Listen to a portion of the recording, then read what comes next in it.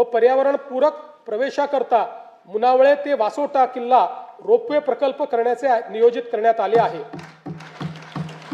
नाशिक येथे रामकाल पथ विकास प्रकल्पाअंतर्गत करण्यात येणारी कामे प्रगतीपथावर आहेत।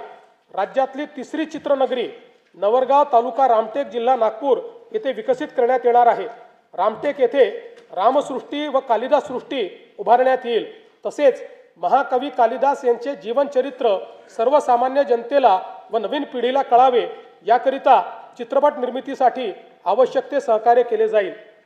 देशातील एकूण 12 ज्योतिर्लिंगांपैकी राज्यात असलेल्या 5 ज्योतिर्लिंगांच्या तीर्थक्षेत्र विकास आराखड्याची प्रभावी व तात्काळ अंमलबजावणी करण्यासाठी भारतीय प्रशासकीय सेवेतील 5 वरिष्ठ अधिकाऱ्यांकडे नियमित आढावा, समन्वय व नियंत्रण करण्याची जबाबदारी सोपवण्यात आली आहे।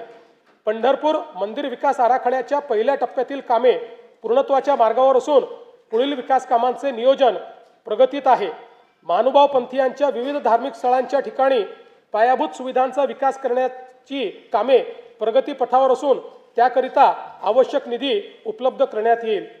स्तंभ दुसरा, शाश्वत उपक्षेत्र पहिले, शाश्वत शहरी विकास 2047 पर्यंत राज्याची नागरी लोकसंख्या 70% होणार असून स्थूल राज्य उत्पन्नात या घटकाचे 75 ते 80% योगदान असणार आहे।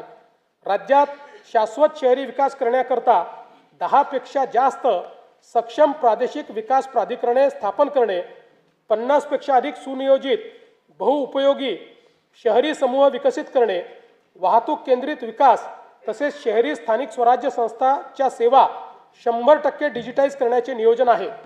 मुंबई महानगर प्रदेशाची अर्थव्यवस्था 2030 पर्यंत 140 अब्ज डॉलरवरून 300 अब्ज डॉलर पर्यंत नेण्याचे उद्दिष्ट ठेवण्यात आले आहे। वडाळा येथे जागतिक दर्जाचे स्टार्टअप आणि इनोव्हेशन हब स्थापन करण्यासाठी 130 एकर जमीन वाटप करण्यात आली आहे। मुंबई अहमदाबाद बुलेट ट्रेन मार्गातील ठाणे ते तलासरी मधील 3 स्थानकाचे काम 2027 अखेर पूर्ण होणार आहे। बुलेट ट्रेन प्रकल्पाद्वारे निर्माण होणाऱ्या आर्थिक मूल्याचा फायदा घेण्यासाठी विरार, बोईसर आणि ठाणे बुलेट ट्रेन स्थानकाभोवतीच्या क्षेत्राच्या विकासाकरता बृहद आराखडा तयार करण्यात येईल।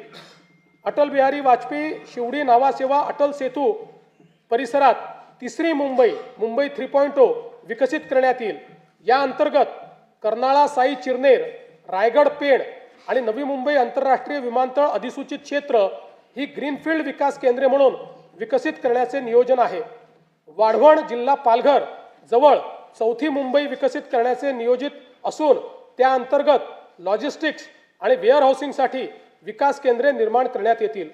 झोपडपट्टी पुनर्वसन प्राधिकरणामार्फत मुंबई महानगर प्रदेशातील 20 लाख